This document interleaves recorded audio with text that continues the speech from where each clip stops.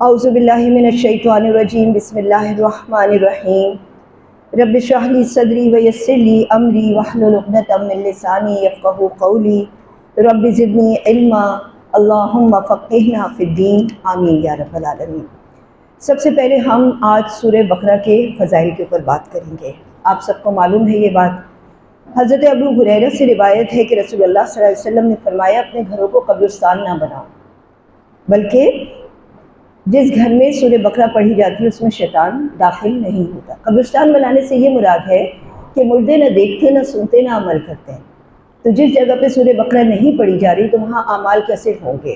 میں نے آپ کو کل بھی بتایا تھا 1000 ڈونٹس ہیں اور 1000 ڈوز ہیں۔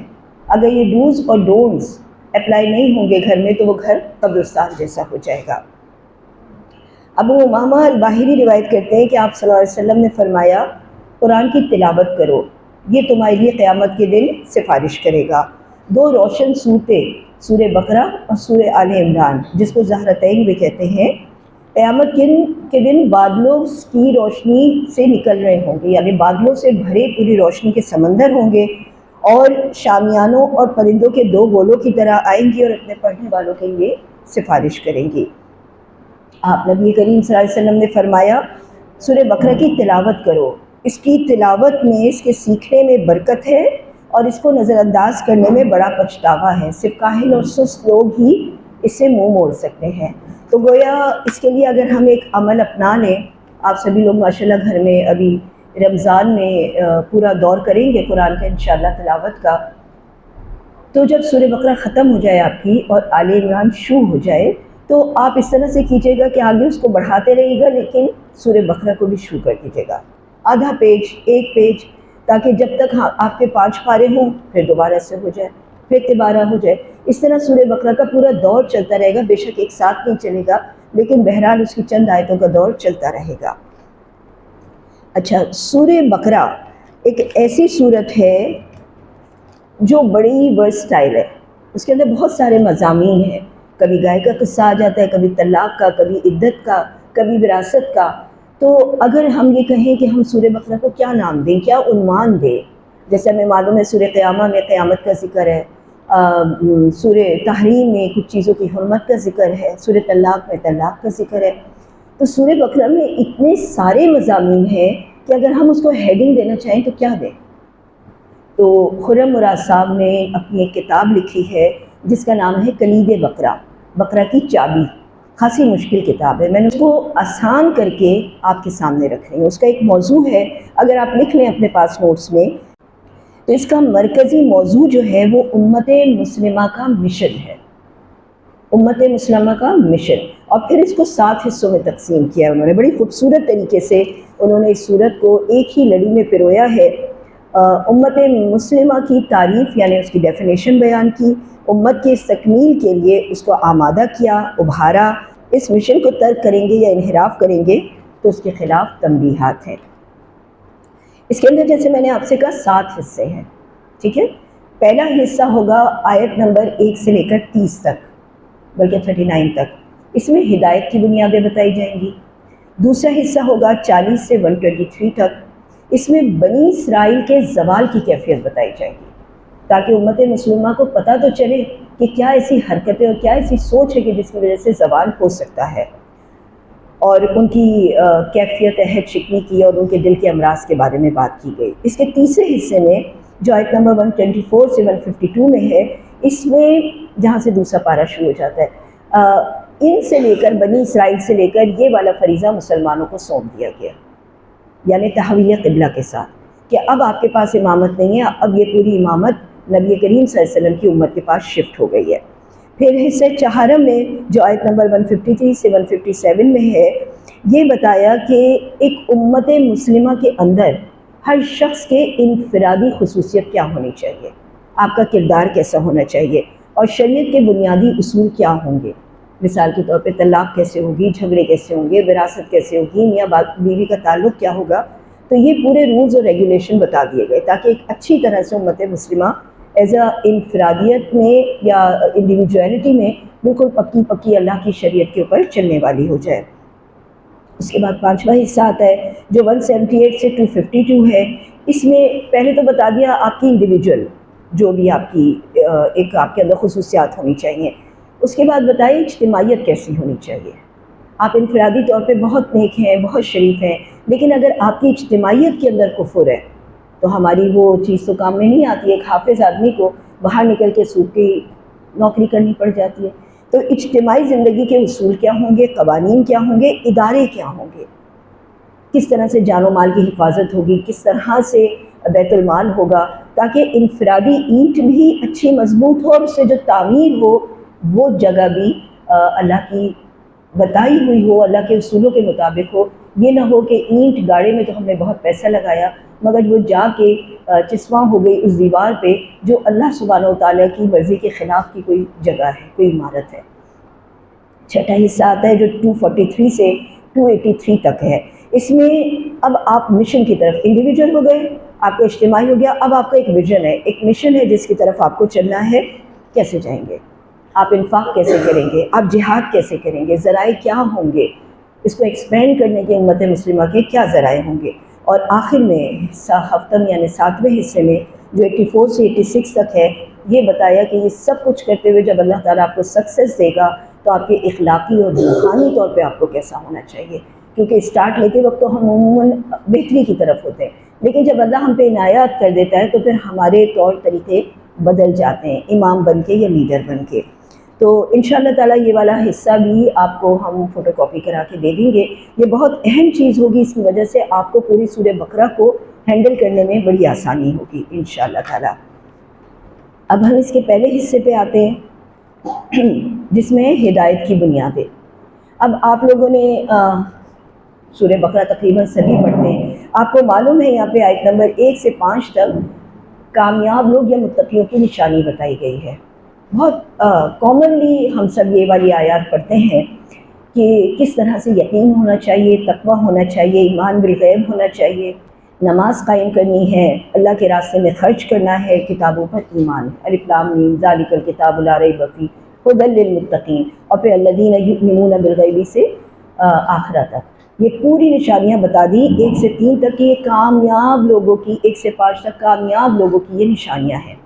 اس کے بعد آیت نمبر 6 سے 16 تک ناکام لوگوں کی نشانیاں بھی فوری بتا دی کہ ان کے دلوں پہ کس طرح مہر لگتی ہے جب وہ سچائی سے منہ موڑتے ہیں، دلوں کے امراض میں کیسے مبتلا ہوتے ہیں، فساد فی الارض کے مجرم ہوتے ہیں، شعوری منافق ہوتے ہیں، دھوکے باز اور بدترین تجارت۔ اب یہاں پہ رک کے ہم تھوڑی سی اس کے بارے میں بات سمجھتے ہیں۔ ختم اللہ علی قلوبہم، اللہ نے ان کے دلوں پہ مہر لگا دی۔ اب ہم جب یہ بات کہتے ہیں کہ یہ تو اللہ نے ہی مہر لگا دی، اب اس میں ان بیچاروں کا کیا قصور؟ تو مہر ایسے نہیں لگتی ہے۔ آپ کو معلوم ہے اگر ہماری پیچھے سے کوئی اچھی بات یا بری بات سلسلے وار چل رہی ہے تو لوگ مہر لگاتے ہیں، بھئی ان سے تو بات ہی نہ کرو، یہ ایسے لوگ ہیں، یا ان کی سنو، وہ ایسے لوگ ہیں۔ ایک پورا پیچھے سے ایک سلسلہ ہوتا ہے، ایک پورا پیچھے سے ہماری کارکردگی ہوتی ہے جس کے اوپر ہمارے لیے وہ ٹھپا لگایا جاتا ہے کہ یہ ہیں وہ لوگ جو ایسے ہیں اور ایسے ہیں۔ اب یہاں پہ جو یہ بات بتائی کہ دلوں کے امراض اور دلوں پر مہر، آپ لوگوں نے کبھی تجربہ کیا ہوگا، یقیناً ہر ایک کے ساتھ حادثات ہوتے ہیں، کبھی ایسا ہوتا ہے نا کوئی ہڈی ٹوٹ گئی، پلاسٹر چڑھتا ہے 6 ہفتے کا، جب وہ ہڈی جڑ جاتی ہے تو ڈاکٹر کیا کرواتے ہیں؟ فزیو تھراپی، کیونکہ وہ جام ہو جاتا ہے۔ آپ اگر اپنی آنکھ پہ پٹی لگا لیں 1 ہفتے تک تو جب آپ کھولیں گے آپ کو دھندلا نظر آئے گا، ایسے ہی ہے نا۔ آپ ایک دھاگا کس کے یہاں پہ باندھ لیں، آپ کی انگلی بالکل سن ہو جائے گی، دوران خون رک جائے گا۔ یہ میں آپ کو مثال اس لیے دے رہی ہوں کہ جب بھی کوئی بھی مشینری اپنے کام سے رک جاتی ہے نا تو زنگ آلود ہو جاتی ہے، پھر اس کو ہمیں ٹھیک کرنا پڑتا ہے، وہ اپنی سروسز نہیں دے رہی ہوتی ہے۔ آپ کوئی بھی مشین، واشنگ مشین یا کوئی بھی، اگر اس کو باقاعدہ بار بار استعمال نہ کرتے رہے وہ جام ہو جاتی ہے، اب چاہے وہ آپ کی الیکٹرانک کا آئٹم ہو یا آپ کی باڈی کا آئٹم ہو۔ اسی طرح دل کا ایک فنکشن ہے، جیسے آنکھوں کا فنکشن دیکھنا ہے، زبان کا فنکشن بولنا ہے، آپ زیادہ دیر تک ان کو اسٹاپ کر دیجئے یا زیادہ دیر تک ان کے اوپر پابندی لگا دیجئے تو آپ دیکھیں گے کہ آپ اس سے وہ والا کام نہیں لے پا رہے اس طرح فلوئنسی سے جیسا کہ اس کو لینا چاہیے تھا اس کا۔ اسی طرح دل کا کیا فنکشن ہے، میڈیکلی اس کا کیا فنکشن ہے؟ گندگی لینا، ڈی آکسیجنیٹڈ بلڈ لینا اور آکسیجنیٹڈ بلڈ چھوڑنا، یہ ہے۔ اور روحانی طور پہ اس کا کیا فنکشن ہے؟ روحانی طور پہ اس کا فنکشن یہ ہے کہ جو بھی حق اور سچ ہے اس کو قبول کرے۔ اگر وہ حق اور سچ کو قبول نہیں کرتا تو اس کا دل بھی زنگ کھا جاتا ہے۔ اب بڑے سے بڑا حق اور سچ بھی آ جائے نا تو وہ نہیں قبول کرتا۔ اگر آپ اپنے دل کو آمادہ رکھتے ہیں چھوٹی چھوٹی باتوں پہ کرنا ہے، اس کو معمولی نہ سمجھیے کہ چھوٹی سی تو بات ہے، نہیں کیا تو کیا ہو گیا۔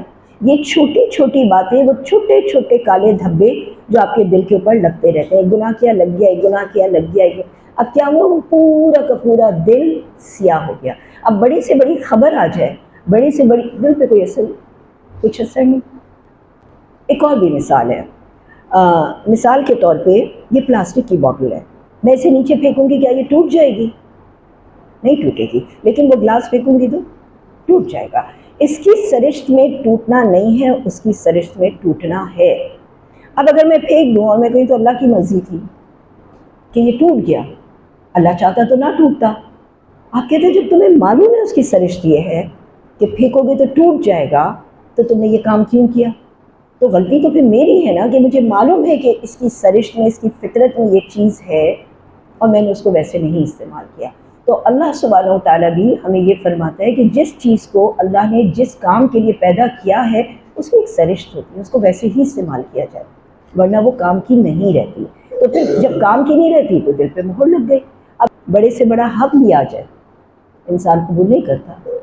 اور کچھ لوگوں کو آپ دیکھیں گے چھوٹی سی بات سننے سے پکڑ لیتے ہیں، کیونکہ ان کے دل صاف شفاف ہوتے ہیں، وہ فوری قبولیت کرتے رہتے ہیں۔ اچھا، اب جب یہ دلوں کے اندر ایسی چیزیں آ جاتی ہیں، گناہ سے لبریز ہو جاتے ہیں، تو کیا ہوتا ہے؟ وہ فساد فی الارض کے مجرم ہوتے ہیں۔ اچھا، یہ فساد کیا ہوتا ہے؟ فساد کیا ہوتا ہے؟ اس کی بھی میں آپ کو ایک مثال دوں، وہ بھی میڈیکلی مثال ہے۔ آپ کو کبھی طبیعت خراب ہوتی ہے تو ڈاکٹر یہ کہتا ہے پورا چیک اپ ہوگا، آپ اپنا بلڈ کلچر کرا کے لائیں، ہے نا؟ پھر بلڈ رپورٹ آتی ہے، اس میں یہ ہوتا ہے یہ بلڈ سیلز اتنے ہونے چاہیے، یہ اتنے ہونے چاہیے، یہ اتنے ہونے چاہیے، اور اگر وہ ایسے نہیں ہیں تو آپ کے جسم میں فساد ہو رہا ہے، آپ کے جسم کے اندر بیماریاں پھوٹ رہی ہیں، آپ کہیں نہ کہیں لیگ کر رہے ہیں۔ یہ تو ہم فوری طور پہ رپورٹوں سے پتہ کر لیتے ہیں۔ روحانی طور پہ کیا؟ اللہ تعالیٰ نے ایک طریقہ کار بتایا ہوا ہے کہ اس کی بھی پوری ایک کیلکولیشن ہے۔ آپ کو اعمال اس طرح کرنے ہیں، آپ کو نیتوں کو ایسے صاف رکھنا ہے، یہ ڈگری، یہ ڈگری، یہ ڈگری۔ جب آپ ایسے نہیں کرتے تو فساد فی الارض ہوتا ہے۔ کوئی بھی چیز جو اللہ نے بتائی ہے ایسے کرو، اور ہم وہ چیز ویسے نہیں کرتے اور اپنی عقل استعمال کرتے ہیں کہ نہیں میرے حساب سے تو یہ چیز ایسی ہونی چاہیے، تو وہ در حقیقت فساد ہوتا ہے۔ اگر میں یہ بات کہوں کہ کیوں اللہ تعالیٰ نے مرد اور عورت کو اپنے دونوں ہاتھوں سے بنایا ہے، تو میں بھی کوئی کام کر سکتی ہوں جو مرد کریں گے، تو لہٰذا یہ فساد مچے گا زمین میں، بالکل مچے۔ اسی طرح سے اگر میں یہ کہوں کیوں مرد کو عورت اور عورت کو مرد چاہیے، عورت کو عورت بھی ہو سکتی ہے کافی اور مرد کو مرد بھی، تو یہ اللہ کے بتائے ہوئے دائرے سے باہر نکل کے لازمی فساد مچے گا، لازمی فساد مچے گا۔ تو ہم کو یہ دیکھنا ہوگا کہ اللہ تعالیٰ کے بتائے ہوئے طور طریقوں سے اگر ہم انحراف کرتے ہیں تو ہم فساد فی الارض کے مجرم ہوتے ہیں۔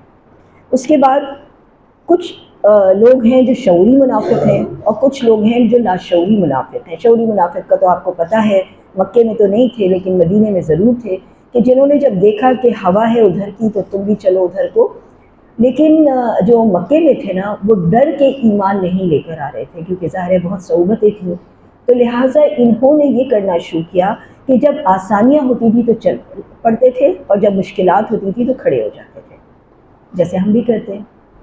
نماز پڑھنی تو بہت آسان ہے، گناہ چھوڑنا بہت مشکل ہے، تو جو آسان ہے اس کو ہم لے لیتے ہیں۔ تو قرآن پاک میں اللہ تعالیٰ فرماتے ہیں کہ جب اندھیرا ہوتا ہے تو یہ رک جاتے ہیں، جب روشنی ہوتی ہے تو چل پڑتے ہیں۔ اللہ چاہتا تو ان کی نور بصارت پوری کی پوری سلب کر دیتا۔ اللہ کا شکر ہے، اس کا احسان ہے کہ اس نے ہمیں تھوڑے تھوڑے کام کی صحیح توفیق دے رکھی ہے، اور اللہ سبحانہ و تعالیٰ سے اس کا فضل مانگتے رہیے، اپنے عمل کو مانگتے رہیے، تاکہ جو چیز آج میرے عمل میں نہیں ہے اس کو مانگیے۔ جس چیز کو آپ کو محسوس ہو رہا ہے اس کے اوپر نہ صرف مانگنا ہے بلکہ ساتھ ساتھ اس کے لیے، جیسے میں نے کل کہا تھا، عملی کوشش بھی کرنی ہے، جان بوجھ کے کوشش کرنی ہے کہ نہیں اس وقت چپ رہوں گی، بہت لگے بول دوں لیکن چپ رہوں گی، میں پریکٹس کر رہی ہوں چپ رہنے کی۔ یا میں نرم بولنے کی پریکٹس کر رہی ہوں، تو بہت زور سے رہا ہے غصہ، لیکن اس وقت میں اپنے اوپر جبر کر رہی ہوں۔ تو اللہ تعالیٰ نے فرمایا یہ جو شعوری منافق ہوتے ہیں یہ دھوکہ دیتے ہیں مسلمانوں کو، اور یہ بدترین تجارت ہے جو یہ کر رہے ہیں۔ وہ بدترین تجارت کیا ہے کہ اللہ سبحانہ وتعالیٰ سے نے فرمایا کہ تمہارے لیے میں نے جنت بنائی تھی، اور یہ لوگ اپنے آپ کو جہنم کا سوداگر بناتے ہیں۔ آپ لوگ آیتیں کھولیے تھوڑی سی ہے۔ آیت نمبر 13 میں اللہ تعالیٰ نے فرمایا جب ان سے کہا جاتا ہے کہ ویسا ایمان لے کر آؤ جیسے اور لوگ، یہاں پہ اور لوگ سے مراد صحابہ کرام ہیں، تو وہ کہتے ہیں کہ ہم تو ایسا ایمان نہیں لائیں گے جیسے یہ بیوقوف ایمان لائیں۔ عموماً نیکی کی راہ پہ یا دین کی راہ میں جو بھی چلتا ہے لوگ اسے بیوقوفی کہتے ہیں، تو کوئی مسئلہ نہیں ہے۔ کیا مسئلہ ہے؟ میں تو سمجھتی ہوں کہ ہمارے اعمال اتنے اچھے نہیں ہیں، اگر ہم یہ اپنے سٹارز لگا لیں یہاں پہ کہ ہمیں بیوقوف کہا جا رہا ہے، پاگل کہا جا رہا ہے، مجنون کہا جا رہا ہے، تو یہ تو ہمارے سٹارز ہیں نا۔ اور اللہ کے رسول صلی اللہ علیہ وسلم نے فرمایا فطوبیٰ للغرباء، ایسے اجنبیوں کے لیے خوشخبری ہے۔ پھر ان کیا منافقت کیا ہے کہ جب وہ ایسے لوگوں سے ملتے ہیں کہ جو منافق ہیں، کافر ہیں، تو کہتے ہیں کہ ہم تو تمہارے ساتھ ہیں، اور جب مسلمانوں سے ملتے ہیں تو کہتے ہیں کہ ہم تمہارے ساتھ ہیں۔ آگے اللہ نے فرمایا یہ وہ لوگ ہیں کہ جنہوں نے ہدایت کے بدلے گمراہی خریدی، بہت بری تجارت ہے جو یہ کر رہے ہیں۔ اور پھر آگے وہی بات بتائی کہ جب ذرا اندھیرا ہوتا ہے تو رک جاتے ہیں، اور جب روشنی ہوتی ہے تو چل پڑتے ہیں۔ اللہ چاہتا تو انہیں سم بکم عمیٌ کر دیتا، لیکن اللہ سبحانہ وتعالیٰ نے ان کے اوپر رحم کیا ہوا ہے کہ جتنی ہدایت یہ چاہتے ہیں اتنی ہدایت ان کو وہ دیتا ہے۔ اس کے بعد بڑا اہم مضمون چلتا ہے آیت نمبر 21 سے 24 تک، اور وہ ہے عبادت رب کا۔ یا ایھا الناس اعبدوا ربکم الذی خلقکم والذین من قبلکم لعلکم تتقون۔ اچھا، اب یہ لفظ جو عبادت ہے، کل میں نے آپ لوگوں کو بتایا تھا توحید کے 3 تقاضے ہیں، یاد ہے کچھ؟ کیا ہے؟ ربوبیت، الوہیت اور اسماء و صفات۔ اب یہاں پہ اس لفظ عبادت کو بھی ہم دیکھیں گے۔ عبادت جو ہے نا وہ انتہائی عاجزی کے ساتھ اللہ کی بات ماننے کو کہتے ہیں، چاہے وہ حکم دے نماز کا، چاہے وہ حکم دے نکاح کا، چاہے وہ حکم دے دوستی کے آداب نبھانے کا، اور چاہے وہ حکم دے دشمنی کے آداب نبھانے کا۔ اب میں یہاں پہ پھر آپ کو ایک ایگزامپل دوں گی۔ آپ کے گھر کے برابر اگر ایک پلاٹ ہے، اور اس پلاٹ میں اینٹ بھی ہے، گاڑا بھی ہے، لوہا بھی ہے، یعنی سریا بھی ہے، اور کنسٹرکشن کی سب چیزیں پڑی ہوئی ہیں، آپ کیا اسے عمارت کہیں گے؟ لیکن عمارت کس سے بنے گی؟ انہی چیزوں سے۔ آپ کے گھر میں بریانی کا پیکٹ بھی ہے، چکن بھی ہے، سارے مسالے رکھے ہیں، ٹماٹر بھی ہے، گھی بھی ہے، آپ کہیں گے کہ یہ بریانی ہے؟ نہیں۔ آپ لیکن بنے گی تو اسی سے، مگر یہ بریانی نہیں ہے، مگر یہ مکان نہیں ہے، مگر بنے گا اسی سے۔ بالکل اسی طریقے سے عبادت کے جو اجزاء ہیں نا، نماز، روزہ، حج، زکوٰۃ، کلمہ، نماز، روزہ، حج، یہ اجزاء عبادت ہیں، عبادت نہیں ہے۔ عبادت تو پوری لائف اپنے آپ کو سرنڈر کرنے کا نام ہے، مگر کر نہیں سکتے اگر یہ چیزیں نہ ہوں، مگر یہ عبادت نہیں ہے، مگر کر نہیں سکتے اس کے بغیر۔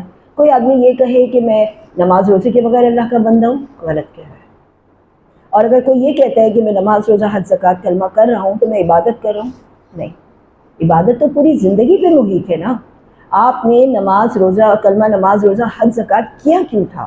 میری زندگی کا مقصد، میرے دین کی سرفرازی، میں اسی لیے مسلمان، میں اسی لیے نمازی، میں کہاں سے اپنی انرجی گین کروں، میرے پاس انگریڈینٹس کیا ہوں، یہی ہے، یہی چیزیں ہیں، ہماری دعائیں ہیں، ہمارے اذکار ہیں، ہمارے نماز، روزے، حج، زکوٰۃ، جس سے ہمیں انرجی لینی ہے اور اپنی زندگی میں تمام کام اللہ کے حکم کے مطابق کرنے۔ تو کوئی دعویٰ کرے کہ یہ عمارت ہے تو آپ کہیں گے نہیں، یہ عبادت نہیں ہے، عمارت نہیں ہے۔ عمارت بنانے کے اجزاء ہیں، عبادت کرنے کے اجزاء ہیں۔ تو لہٰذا اللہ تعالیٰ کے انعامات یہاں پہ بتائے گئے کہ اے لوگو عبادت کرو اپنے رب کی جس نے تمہیں پیدا کیا۔ اچھا، اور عبادت کا مستحق وہ ذات پاک ہے جو پیدا بھی کرے، پالے بھی، خیال بھی رکھے اور حکم بھی دے۔ اسی لیے آگے اللہ تعالیٰ نے بتایا وہ جس نے زمین کو فرش بنایا، آسمان کو چھت بنایا، اور پھر اس کے بعد چیلنج بھی دیا کہ اگر تمہیں شک ہے اس میں تو لے کر آ جاؤ ایک صورت اور بلا لو اپنے گواہوں کو، اگر تم سچے ہو تم ایسا کبھی بھی نہیں کر سکتے۔ تو لہٰذا ایسے لوگوں کے لیے جہنم کی آگ ہے۔ اور خوشخبری دے دیجیے ایمان والوں کو اور عمل صالح کرنے والوں کو، اور ان کے آگے یہ پورا بتا دیا کہ ان کے لیے کیا کیا نعمتیں اللہ تعالیٰ نے چھپا کے رکھی ہیں۔ کھانے پینے کی بھی اور جسمانی بھی، ہر طرح کی روحانی بھی، ساری چیزیں، یعنی کھانے پینے کے لیے بھی اللہ نے جنت میں ہمیں بہت ساری چیزوں کے بارے میں بتایا، ازواج کے بارے میں بتایا، اور روحانی طور پہ اپنے دیدار کے بارے میں بتایا۔ تو گویا تینوں ہماری نیڈس جو ہے وہ اللہ تعالیٰ جنت میں پوری فرمائے گا۔ یہ لوگ اللہ تعالیٰ سے پوچھتے تھے مچھر مکھی کی مثال کہاں ہے، کیوں ہے؟ اچھا، قرآن میں کہیں بھی نہیں ہے مچھر کی مثال، یہ آیت منسوخ ہو گئی، لیکن ذکر تو ہے نا، آئی ہوگی کبھی۔ تو اللہ سبحانہ و تعالیٰ مچھر کی مثال دے رہے ہیں، تو وہ لوگ کہہ رہے ہیں کہ اتنے بڑے قرآن میں، اللہ سبحانہ و تعالیٰ کے کلام میں یہ اتنی معمولی چیز کا ذکر کیوں؟ اور آج کی جدید ٹیکنالوجی کے زمانے میں آپ جان سکتے ہیں کہ مائنر چیز زیادہ اہمیت رکھتی ہے۔ پہلے زمانے میں جب کمپیوٹر آئے تھے، ٹی وی تھے، دیکھا تھا نا آپ لوگوں نے، اس کمرے کے برابر کمپیوٹر تھا۔ آج کمپیوٹر کہاں ہے؟ آپ کی صرف ٹچ پہ ہے۔ تو جتنی چیز مائنر ہوتی جائے گی اتنی ٹیکنیکلی واسٹ ہوتی جائے گی۔ اگر آپ میں سے کوئی بھی سائنس کا اسٹوڈنٹ رہا ہو تو ہم نے اپنے انٹر کے زمانے میں جو ڈائسیکشنز کیے تھے، ارتھ وارم کا ڈائسیکشن، اس کو آپ بیچ میں سے کاٹیے، کچھ بھی نہیں ہے، خالی اس کے چینل ہے، اس کے اندر سے بھری ہوئی مٹی، ایک سفید رنگ کا دھاگا ہے جو اس کی کمر سے چپکا ہوا ہے، اور اوپر ایک گول دار ہے جو اس کا نروس سسٹم ہے۔ چلیے وہ تو پھر بڑا ہے، چونٹی کیسے چلتی ہے؟ اس کے اندر رکھا کیا ہے؟ ایک خون کی بوند بھی نہیں نکلتی، اور چلیے یہ تو پھر نظر آ رہی ہے۔ کتنے ایسے چیزیں ہیں جو آپ دیکھ بھی نہیں سکتے، جس کو آپ کو مائکروسکوپ کے انڈر میں دیکھنا پڑتا ہے۔ وہ کیسے زندہ ہے، کیا کر رہے ہیں، کیسے یہ نظام چل رہا ہے؟ جتنی مائنر چیز ہوگی اتنی زیادہ آپ کو وہ حیران اور شجدہ کرے گی۔ تو اللہ سبحانہ و تعالیٰ نے فرمایا کہ انہی مثالوں سے وہ جتنوں کو چاہے گمراہ کرے اور جتنوں کو چاہے ہدایت دے۔ اس کے بعد آیت نمبر 25 سے 26 میں اللہ تعالیٰ نے، یہ میں نے پڑھ دیا آپ کے سامنے، بشارت اور انذار دیا ہے کہ کس طرح سے ان لوگوں کے لیے خوشخبری ہے جو جنت میں جانے والے لوگ ہیں، اور ان کے بارے میں بتایا جو جہنم رسید ہونے والے لوگ ہیں، ان کی کیا کیا نشانیاں ہیں۔ ینقضون عہد اللہ، اللہ کے عہد کو توڑ دیتے ہیں اس کو پختہ جوڑنے کے بعد، اور جو رشتوں کو جوڑنے کا اللہ نے حکم دیا اسے کاٹتے ہیں اور زمین میں فساد کرتے ہیں، یہ خسارہ پانے والے لوگ ہیں۔ اور پھر اللہ سبحانہ و تعالیٰ نے بتایا کہ تم کیسے کفر کر سکتے ہو جس نے تمہیں پہلی بار پیدا کیا، پھر مارے گا، پھر پیدا کرے گا۔ دو موتوں اور دو زندگیوں کا یہاں پہ ذکر ہے، اور اس کے بعد اللہ تعالیٰ نے اپنی پوری جو خلاقیت ہے اس کا ذکر فرمایا۔ آیت نمبر 30 سے 39 تک تخلیق انسان، یہ ایک کشمکش، یہ ایک ٹرائنگل، ایک طرف اللہ ہے، ایک طرف ہم ہیں یعنی انسان، اور ایک طرف شیطان ہے۔ اللہ تعالیٰ نے ہم سب کو معلوم ہے کہ جس وقت کہا تھا سجدہ کرو تو اس نے نہیں سجدہ کیا تھا، اور ہم سب لوگ اللہ تعالیٰ کے اپنے ہاتھوں سے بنائے ہوئے یعنی حضرت آدم، اور پھر اس کے بعد حضرت آدم کو پیش کیا گیا فرشتوں کے آگے اور کہا کہ بتاؤ ان کو نام، اگر کیونکہ فرشتوں نے اعتراض کیا تھا کہ آپ ایک ایسی مخلوق بنا رہے ہیں جو جھگڑا کرے گی۔ اللہ سبحانہ و تعالیٰ نے فرمایا کہ میں زیادہ جانتا ہوں، تو فرشتوں نے کہا سبحانک لا علم لنا الا ما علمتنا۔ اب جتنے فرشتے یا انسان کے علاوہ کی مخلوق ہیں، چاہے وہ جانور ہوں، چاہے یعنی نوری ہوں، چاہے ناری ہوں، چاہے یہ جانور ہوں، ان کے پاس 2+2 کا فارمولا نہیں ہے۔ یہ انسانوں کے پاس ہے۔ وہ جو پہلے کھاتا تھا نا، اور جیسا کھاتا تھا آج ویسے ہی کھاتا ہے۔ آپ نے نہیں دیکھا ہوگا کہ اس نے اپنی زندگی میں کوئی ترقی کر لی ہے، چاہے وہ طوطا ہو، مینا ہو، کوئی جانور ہو، کوئی بھی ہو، پھل ہو، پھول ہو، جو کچھ ترقی کروائیے انسان نے کروائیے۔ کبھی اس کی جینز بنا کے ایک نئی چیز بنا لی، کبھی کچھ اپنی زندگی گزارنے کے لیے اس نے نئے نئے طور طریقے سیکھے۔ یہ وہ علم ہے جو اللہ تعالیٰ نے بنی نوع انسان کو دیا تھا تاکہ وہ آنے والے دور میں جیسے جیسے وہ آگے بڑھتا جائے، ایسے ایسے زمانے کے لحاظ سے سیکھتا جائے۔ تو ہم پتھروں کے دور سے نکل کے آج یہاں پہ پہنچے، ورنہ جیسے پتھر کے دور میں جانور تھے وہ جانور آج بھی ایگزسٹ کرتے ہیں، اسی طرح کرتے ہیں۔ تو ہماری سب سے بڑی جو کہہ لیجیے بڑائی ہے وہ بوجہ علم بھی ہے۔ تو جو ہماری زندگیوں میں علم کی کمی ہے، ہم میں سے کتنے لوگ ایسے ہیں جو علم کو صرف اسکول اور کالج کا علم سمجھتے ہیں، بس اس کے بعد زندگی سے کچھ نہیں سیکھتے، کچھ آگے نہیں بڑھتے۔ تو مجھے بتائیے اشرف ہونے کے لیے تو سب سے پہلی بات یہی ہے نا، میں اکثر خواتین سے پوچھتی ہوں کتابیں پڑھتی ہیں، تو کتابیں بھی نہیں پڑھتی۔ وہ زمانے میں جو پڑھی اسکول میں سو پڑھی، اس کے بعد کوئی کتاب اگر پڑھی بھی تو وہ ناول واول پڑھ لیا، لیکن اچھی کتابیں پڑھنا، اچھے لوگوں کے درمیان رہنا، علم کی باتیں سیکھنا، نئے زمانے کے تقاضے سیکھنا، یہ ہمیں اشرف بناتا ہے۔ ہمیں معلوم ہونا چاہیے ہمارے ارد گرد کیا ہو رہا ہے۔ تو جب اللہ تعالیٰ نے حضرت آدم سے کہا کہ تم بتا دو، تو انہوں نے سب بتا دیے، اور پھر اس کے بعد فرشتوں سے کہا کہ سجدہ کرو، تو ابلیس نے سجدہ نہیں کیا، اور پھر اس کے بعد وہی قصہ سارا جنت جہنم، کہ جب ان کو کہا کہ وَلَا تَقْرَبَا هَٰذِهِ الشَّجَرَةَ، اس شجر کے قریب بھی نہ جانا۔ لیکن ایک یہاں بڑا عجیب سا نکتہ ہے، حضرت آدم دیکھا جائے تو نبی تھے نا، اللہ کے نبی تھے، وہ کیسے بہلاوے میں آ گئے؟ وہ شیطان کے بہلاوے میں کیسے آ گئے؟ یہاں پہ مفتی تقی عثمانی صاحب ایک نکتہ اٹھاتے ہیں کہ کچھ گناہ نیکی سمجھ کے ہو جاتے ہیں۔ اب جب ابلیس نے آ کے یہ کہا کہ تمہیں معلوم ہے کہ یہ شجر کے پاس جانے سے کیوں منع کیا ہے؟ اس لیے منع کیا ہے کہ کہیں ایسا نہ ہو کہ تم ہمیشگی اختیار کر لو، اور اللہ تعالیٰ تو تمہیں زمین پہ بھیجنے والا ہے، اگر تم ہمیشگی اختیار کر لو گے تو پھر تو تم یہیں پہ رہو گے، تو تم جاؤ اور جا کے کھا لو تاکہ تم ساری زندگی اللہ کے قرب میں رہو۔ تو انہوں نے نیکی سمجھ کے وہ گناہ کیا۔ اللہ تعالیٰ کی جو بھی بات ہے نا منع کرنے کی، وہ ہے اپنی جگہ، اس میں ہمیں یہ نہیں سوچنا چاہیے کہ اس طرح سے ہم کریں گے تو اللہ زیادہ خوش ہوگا۔ جیسے اگر ہم میں سے کوئی یہ چاہے کہ میں 5 کے بجائے 6 نمازیں پڑھ لوں، 2 کے بجائے 4 سجدے کر لوں، 1 رکوع کے بجائے 5 رکوع کر لوں، تو ہمیں معلوم ہے قبول نہیں ہوگا۔ تو اس بات سے ہمارے پاس یہ بھی نکتہ نکلتا ہے۔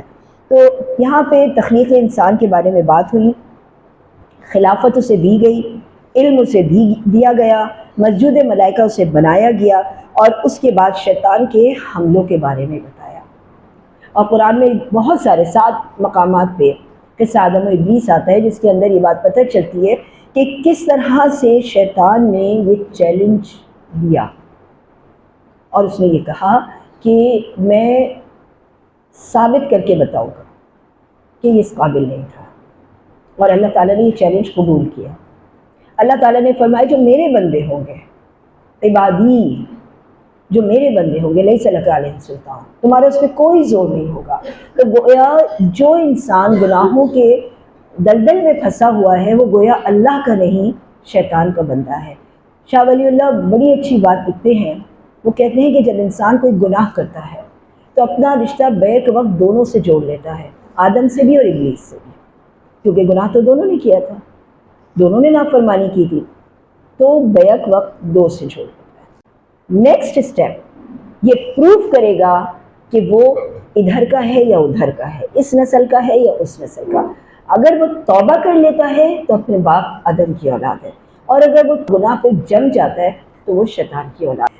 یہاں پہ یہ بتایا گیا، اور پھر اس کے بعد جب ان سے یہ خطا سرزد ہو گئی اور ان کے لباس ایک دوسرے کے سامنے کھل گئے، تو ان کو حکم ہوا کہ زمین پہ اتر جاؤ، اور اس کے بعد اپنے اعمال کی بنیاد پہ تمہارا انجام ہوگا۔ اللہ تعالیٰ کو معلوم تھا، اللہ تعالیٰ کے سامنے یہ ساری چیزیں تھیں کہ میں ایک بندے کو بنا رہا ہوں، اس کے بعد وہ زمین پہ جائے گا، وہ ایک گناہ کرے گا، پھر وہ زمین پہ جائے گا، زمین سے جا کے پھر وہ واپس آئے گا تو اصل اپنے مقام پہ پہنچے گا۔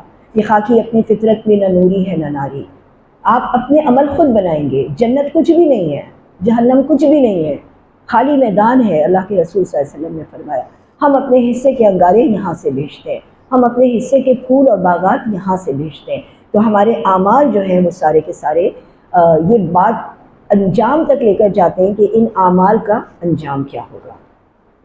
اس کے بعد آیت نمبر 40 سے 123، اب ہمارا حصہ 2 میں شروع ہو گیا۔ اب یہ پوری بنی اسرائیل کی کہانی ہے، ایک مسلم امت کے زوال کی کہانی ہے۔ آپ سب جانتے ہیں کہ بنی اسرائیل کتنے زیادہ اللہ سبحانہ و تعالیٰ کے چہیتے تھے، اور ان کے اندر ایک ایک وقت میں 2 نبی بھی رہا کرتے تھے، ایک وقت میں 2 پیغمبر آیا کرتے تھے، اور ان کے حالات ایسے تھے کہ اللہ تعالیٰ کے یہ چہیتے بندے تھے۔ لیکن پھر اس کے بعد ان کی حرکتوں کی وجہ سے اللہ سبحانہ و تعالیٰ نے انہیں معذور کیا۔ تو فرمائے یا بنی اسرائیل اذکروا نعمتی التی انعمت علیکم واوفوا بعہدی اوفی بعہدکم وایای فرہبون، اپنے وعدوں کو یاد کرو جو تم نے مجھ سے کیے تھے، اور اس دنیا کو اللہ تعالیٰ کا ثمناً قلیلہ، کسی کے پاس محل بھی ہونا تو ثمناً قلیلہ ہے، اور اس چھوٹی سی چیز سے تم آخرت کو تباہ نہ کرو۔ لیکن چونکہ ہم ویژنری نہیں ہیں، ہماری آنکھیں دور تک نہیں دیکھتی، تو ہم ایک انتہائی ناکارہ تجارت کرتے ہیں۔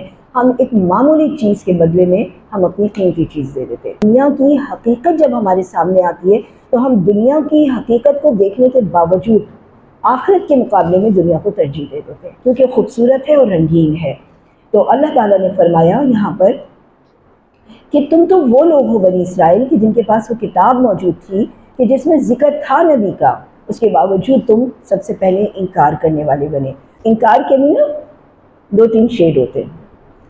ایک تو یہ میں انکار کر دوں کہ یہ میری کوئی نہیں لگتی، یہ صاف کھلا انکار ہے، اسے آپ کالا رنگ کہہ سکتے ہیں، بالکل واضح۔ ایک ہوتا ہے گرے ایریا، انکار کر بھی نہیں رہی، اقرار بھی نہیں کر رہی۔ میں کہیں پہ جاتی ہوں تو کہتی ہوں بس وہ ایسے ہی ہیں، بس پتہ نہیں، شک ڈال رہی ہوں۔ تو یہ انکار کے 2 طریقے ہوتے ہیں، یا تو آپ زبان سے واضح انکار کر دیں، یا پھر آپ انکار تو نہ کریں مگر اقرار بھی نہ کریں اور بیچ میں شبہ ڈال دیں۔ تو فرمایا وَلَا تَلْبِسُوا الْحَقَّ بِالْبَاطِلِ وَتَكْتُمُوا الْحَقَّ وَأَنْتُمْ تَعْلَمُونَ۔ تم باطل کو اور حق کو آپس میں ملاؤ نہیں جبکہ تم اچھی طرح جانتے ہو باطل کیا ہے اور حق کیا ہے۔ پھر نماز پڑھو، رکوع کرو، اور تم لوگوں کو تو نیکی کا حکم دیتے ہو اور اپنے آپ کو بھول جاتے ہو، اور آخر میں حکم دیا کہ اگر اپنے آپ کو اللہ تعالیٰ سے جوڑ کے رکھنا ہے تو وَاسْتَعِینُوا بِالصَّبْرِ وَالصَّلَاةِ۔ ہمارا وہی پہلا والا ٹاپک، صبر، شکر، نماز۔ نماز کا مقصد ہی یہی ہے کہ وہ ہمیں اچھے کاموں کی طرف راغب کرے اور جوڑ کے رکھے، اور فرمایا وَإِنَّهَا لَكَبِيرَةٌ، اور یہ نماز پڑھنی واقعی بھاری ہو جاتی ہے سوائے ان کے جو اللہ تعالیٰ سے ڈرتے ہیں۔ تو نماز آپ دیکھیں گے کہ بعض لوگوں کے اوپر نماز پڑھنی بھاری ہوتی ہے اور بعض لوگوں کے اوپر ماشاءاللہ چھوڑنی بھاری ہوتی ہے۔ آپ ان سے یہ کہہ دیں کہ بھئی ایسے چھوڑ دو نا، اس وقت کی نماز چھوڑ دو، آ جاؤ، وہ بے چین اور بے قرار رہیں گے کہ کسی طرح پڑھ لیں، چاہے 2 ٹکرے ماریں مگر پڑھ لیں۔ لیکن کچھ لوگ ایسے ہوں گے کہ جن کو آپ صبح سے دوپہر تک بھی کہتے رہیں گے، ان کی آلکسی یا ان کی کساحت نہیں ختم ہوتی کہ ہم اٹھیں اور نماز پڑھ لیں۔ پھر فرمایا ہم نے تمہیں تمام جہان والوں پہ فضیلت دی تھی، تو اس روز سے ڈرو کہ جس دن کوئی نفس کسی نفس کے کام نہیں آئے گا۔ اور آگے پھر اب اللہ سبحانہ وتعالیٰ نے ان کو نعمتیں یاد دلائیں۔ اب وہ ساری نعمتیں آپ کو پتہ ہیں، وہ پورے قصے یہاں سے شروع ہوتے ہیں اور لمبی آگے تک آیتوں تک چلتے ہیں۔ سب سے پہلے ان کا قصہ یہ تھا کہ ان کے اندر نبیوں کا سلسلہ تھا۔ انہوں نے نہ صرف یہ کہ ان کی تکذیب کی بلکہ ان کو قتل بھی کیا۔ نمبر 2، ان کے اوپر من و سلوہ اترا۔ اس من و سلوہ کا مقصد کیا تھا کہ سوچئے ذرا، آپ کے گھر میں کھانا پینا صبح دوپہر شام پہنچ جائے تاکہ آپ دین کے کاموں میں لگیں، جہاد کی زندگی میں لگیں۔ انہوں نے من و سلوہ بھی لیا اور پھر کہا کہ ہمیں بقلہا و قصائہا و عدسہا و بصریہا، زبان کے ذائقے، اس چکر میں دین کو پیچھے ڈال دیا۔ اب یہ دیکھتے جائیے گا کیونکہ اللہ کے رسول صلی اللہ علیہ وسلم نے فرمایا میری امت اور بنی اسرائیل ایک ہی جوتے کے 2 پاؤں ہیں، ایک ہی پیئر آف شوز ہے۔ ایک کہیں نظر آئے گا، میں کہوں گی ایک تو پڑا ہے دوسرا کہاں ہے، آپ ڈھونڈ لائیں گے۔ اس طرح سے یہ امتیں دونوں ملتی جلتی ہیں۔ جب یہ بستی میں داخل ہوئے فتح کر کے تو اللہ تعالیٰ نے ان کو کہا کہ سر جھکا کے جاؤ، فتح کر لیا نا، سر جھکا کے جاؤ، مگر انہوں نے ایسا نہیں کیا، اور انہوں نے کہا کہ ہمیں قصائہا و عدسہا و بصریہا، ہمیں پیاز چاہیے، ککڑی چاہیے، ہمیں زبان کے ذائقے چاہیے۔ پھر اللہ سبحانہ وتعالیٰ نے ان 12 قبیلوں کو 12 چشمے دیے کہ ہر کوئی اپنے عصا مارتا جائے اور اس میں سے پانی نکالتا جائے، لیکن وہاں پہ بھی جھگڑے شروع کر دیے۔ پھر اس کے بعد ان کے اوپر آزمائشیں آئیں، یعنی یہ تو انعامات تھے، پھر آزمائشیں آئیں۔ بچڑے کا واقعہ ہوا کہ ان سے کہا کہ بچڑا ذبح کرو، کیوں کہ ان کے اندر عبادت آ گئی تھی، ان کے اندر بچڑے کی عبادت آ گئی تھی، وہ اس کی پوجا کرنے لگے تھے۔ تو اللہ تعالیٰ نے فرمایا ذبح کرو۔ اب وہ نہیں اس کے اوپر راضی تھے، تو ایک لمبا قصہ ہوتا ہے، ایسی ہو کہ ایسی ہو، شکوک و شبہات کہ کیسی ہو، ہمیں بتائیں ہمیں بتائیں۔ آخر جب وہ اس نتیجے پہ پہنچ گئے تو انہوں نے ذبح کیا۔ تو گویا بچے کے واقعے سے ہمیں پتہ چلتا ہے کہ دنیا کی محبت ان کے اندر کتنی بسی ہوئی تھی۔ پھر سب کا واقعہ، ہفتے کے دن کا واقعہ کہ جس کے اندر ان کو منع کیا گیا تھا ہفتے کے دن مچھلیاں نہیں پکڑنا، اور یہ اللہ تعالیٰ کی آزمائش تھی کہ ہفتے والے دن ہی مچھلیاں اچھل اچھل کے آتی تھیں، بار بار نکل کے آتی تھیں، آزمائش تھی ان کی۔ آپ دیکھتے ہیں نا کہ جب ہم کسی چیز سے بچ رہے ہوتے ہیں، میں نے تو اپنی زندگی میں ہی دیکھا ہے، تو وہ اچھل اچھل کے ہمیں سامنے آ رہی ہوتی ہیں۔ اگر آپ چاہیں کہ میں شادی میں نہ جاؤں، مہندیوں میں نہ جاؤں، تو سارے رشتہ داروں کی مہندیاں شروع ہو جاتی ہیں، اس میں نہ جاؤں وہ شروع ہو جاتے ہیں۔ اب آپ ایک جگہ منع کر رہے ہیں، 2 جگہ منع کر رہے ہیں، تو یہ اللہ تعالیٰ کا اصول ہوتا ہے، آزمائش کرتا ہے وہ۔ پھر اس کے بعد گائے کی قربانی میں انہوں نے حجت بازی کی، احکام کی پابندی کرنے کو کہا تو کہا ہمیں اللہ دکھاؤ، جب تک ہم اللہ تعالیٰ دیکھ نہیں لیں گے تب تک ہم تمہاری بات کو نہیں مانیں گے۔ یہ سب کچھ کرنے کے بعد اللہ تعالیٰ نے ان کے اوپر ذلت اور مسکنت واقع کر دی۔ قصہ یہی ہے کہ جب نعمتیں آئیں تو بھی انہوں نے اللہ کی نہیں مانی، اور جب ان کے اوپر آزمائشیں آئیں تو بھی نہیں مانی۔ یعنی اب آپ اس کو میچ کرتے جائیے اپنے حالات سے کہ اللہ سبحانہ وتعالیٰ نے ہمیں پاکستان دیا، ہم نے کوئی قدر نہیں کی۔ اللہ تعالیٰ نے ہمیں اتنا مال دیا ہے، زیر زمین اتنا مال دیا ہے، مگر ہم کوئی قدر نہیں کرتے۔ ہمارے اندر اللہ نے اپنے اندر اتنے وسائل رکھے مگر ہم اس کو ایکسپلور نہیں کرتے۔ ہمارے اندر اللہ سبحانہ وتعالیٰ نے اتنی زیادہ ایفرٹ کرنے کی ایک ہمت اور طاقت رکھی ہے مگر ہم نہیں کرتے۔ ہم آل کسی پسند ہیں، ہم اس زون میں رہنا چاہتے ہیں جو کمفرٹ زون ہے، بس اپنی زندگی گزارو، دوسرے کی زندگی سے ہمیں کوئی مقصد کچھ نہیں ہے، اپنی زندگی آسان کرو۔ آگے چلتے ہیں تو یہاں پہ اللہ تعالیٰ نے 40 سے 48 تک بتایا کہ ایک زوال پذیر امت کے سامنے دعوت کو پیش کرنے کا طریقہ کیا ہوگا۔ اب زوال پذیر تو ہم بھی ہیں نا، تو اب ہم اس سے کیا سبق سیکھ رہے ہیں کہ ہم نے یہاں سے کیا کیا پوائنٹ اٹھانے ہیں۔ اللہ تعالیٰ نے فرمایا نعمتیں یاد دلاؤ ان کو۔ اگر ان کے اوپر اتنی نعمتیں تھیں تو ہمارے اوپر تو سب سے بڑی نعمت یہ ہے کہ ہم امت محمدیہ کی امت ہیں، صلی اللہ علیہ وسلم کی امت ہے۔ ہمارے پاس آیت الکرسی ہے، ہمارے پاس توبہ ہے، ہمارے پاس اتنی نعمتیں ہیں کہ اگر آپ اس کو شمار کریں تو کسی اور قوم کے پاس نہیں ہے۔ امت محمدیہ کا کیا حال ہے کہ وہ ان کو ایک رات دی گئی جو 1000 راتوں سے بہتر ہے۔ وہ 1000 رات عبادت کرتے تھے تب ان کو وہ ثواب ملتا تھا، ہم کو ایک رات میں مل جاتا ہے۔ ہمیں رمضان دیے، ہمیں سورہ فاتحہ دی، ہمیں آیت الکرسی دی، آپ نے دیکھیں ہمیں سورہ بقرہ دی۔ اتنے انعامات ہیں ہمارے اوپر اللہ تعالیٰ کے۔ تو فرمایا سب سے پہلے نعمتیں یاد کرو، پھر کہا عہد کو پورا کیا کرو۔ سب سے بڑا عہد تو ہمارا اللہ تعالیٰ کے ساتھ ہے، اور اس کے بعد لوگوں کے ساتھ ہے۔ عہد کی ایک بہت لمبی ڈیٹیل ہے۔ اس کے بعد ایمان میں پہل کرو، جو ہم کوشش کرتے ہیں نا کہ پہلے 2-3 لوگ یہ کام کر لیں، اس کے بعد ہم بھی پیچھے چل جائیں گے۔ تو اللہ تعالیٰ نے فرمایا نہیں، تم ایمان میں پہل کرو، انا اول المسلمین والی بات کرو۔ کوئی نہیں کر رہا تم شروع کر دو، حق کو نہ چھپاؤ، اور پہلے اپنا تزکیہ کرو۔ اور ان سب کاموں کا ظاہر ہے بہت مشکل کام ہے، ان سب کے لیے صبر اور نماز سے مدد لو۔ نماز کسی وجہ سے پڑھی جاتی ہے، نماز پڑھنا برائے پڑھنا نہیں ہوتا۔ ہم تو بس صرف اس لیے پڑھتے نماز کی نماز پڑھنی ہے، لیکن در حقیقت نماز اس لیے پڑھی جاتی ہے کہ اس سے ہم وہ پاورز لے سکیں جو ہم یہ سارے کام کر سکیں۔ اسی لیے نماز کے بعد آرام سے سکون سے بیٹھ کے اس کی دعا کرنا، نماز کے بعد کی دعا قبول ہوتی ہے، اوقات ہیں کچھ اس کی دعا قبول ہوتی ہے۔ تو در حقیقت نماز وہ چیز ہے جو مومن کا ہتھیار ہے، اس کا ٹول ہے۔ اس کے بعد آیت نمبر 47 سے 73 تک ہر واقعہ ایک سبق جو میں نے آپ کو بتایا، ایک واقعہ ہو اس سے ہمیں یہ سبق ملا، انہوں نے اس طرح سے من و سلوہ کا انکار کیا، اس طرح سے کیا۔ اب یہ سب کیا چیزیں چل رہی ہیں ہمارا حصہ دوم کے اندر کہ ایک امت مسلمہ جو تھی اس کی زوال کی کیفیت، اس کو ہم اپنے آپ سے میچ کر سکتے ہیں۔ پہلے اللہ نے ہدایت کی بنیادیں بتا دیں، جو لوگ گمراہ تھے ان کے بارے میں بتا دیا۔ اس کے بعد حصہ دوم میں اللہ تعالیٰ نے یہ بتایا کہ کسی بھی امت کے زوال کے لیے جو لائن آف ایکشنز ہوتے ہیں وہ یہ ہوتے ہیں، تو تم لوگ اس سے بچ جاؤ۔ آیت نمبر 74 سے 80 میں اب اللہ تعالیٰ نے بتایا کہ انہوں نے در حقیقت اس زوم میں کہ وہ اللہ کے پسندیدہ قوم ہے، شریعت کو کھیل بنا لیا تھا۔ ایسے ایسے انہوں نے کھیل بنائے شریعت کو۔ ان کا ایک قبیلہ تھا جن کا دوسرے قبیلے کے ساتھ پیکٹ تھا، تم لوگ لڑو گے نہیں۔ اب وہ نہیں لڑتے تھے، لیکن وہ اس کو گھما کے وہاں سے لڑتے تھے، وہ اس کو گھما کے وہاں سے لڑتے تھے۔ اور جب قیدی بن جاتے تھے تو کہتے تھے کہ تو بڑا ثواب کا کام ہے قیدیوں کی گردن چھڑانا۔ خود ہی جنگ کروائی اور خود ہی پھر اس کے بعد قیدی چھڑاتے تھے۔ اب اسی طرح آپ ہم لوگوں کو دیکھیے، پہلے ہم لوگ خوب جائز اور ناجائز کماتے ہیں، خوب، اس کے بعد ہم کہتے ہیں غریبوں کا بھی تو حق ہے۔ میں ایک مثال دے رہی ہوں کہ وہ کہ ہر چیز میں ایک اچھائی ہے، لیکن ہمیں تھوڑی سی یہ بات سوچنی چاہیے۔ شادی کا کھانا ہوتا ہے، اس کے بعد جب بچ جاتے ہیں کہتے ہیں یتیم خانے میں بھیج دو۔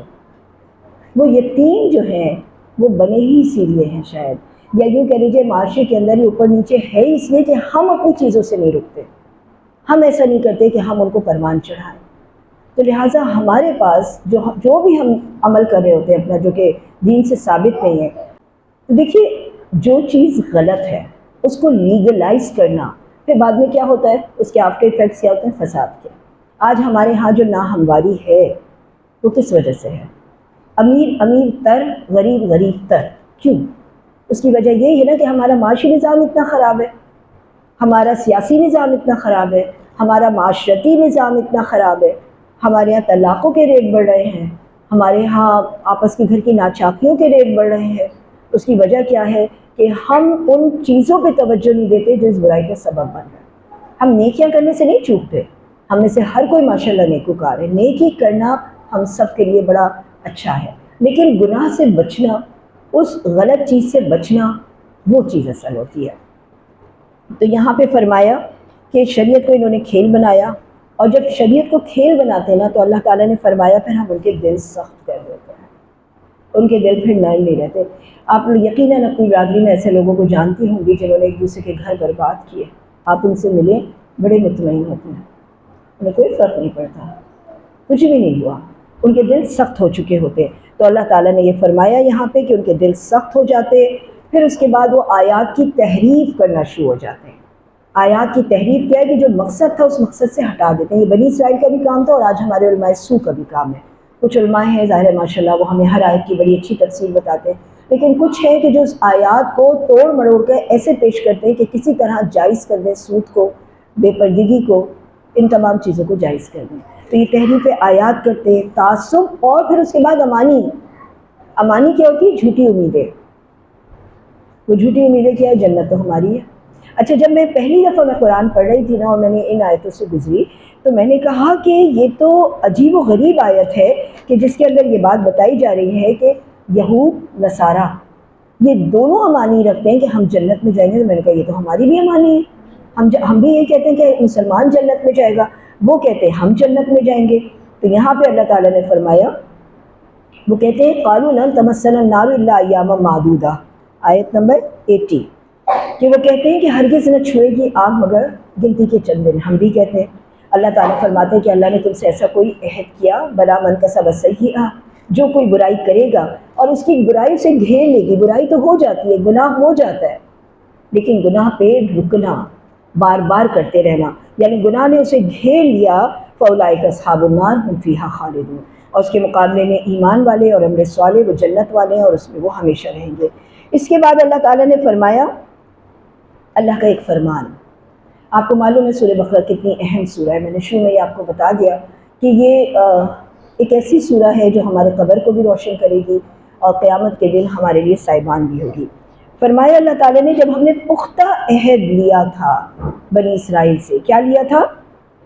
لا تعبدون الا اللہ وبالوالدین احسانا، اللہ کے علاوہ کسی کی عبادت نہیں کرو گے اور والدین کے ساتھ حسن سلوک کرو گے.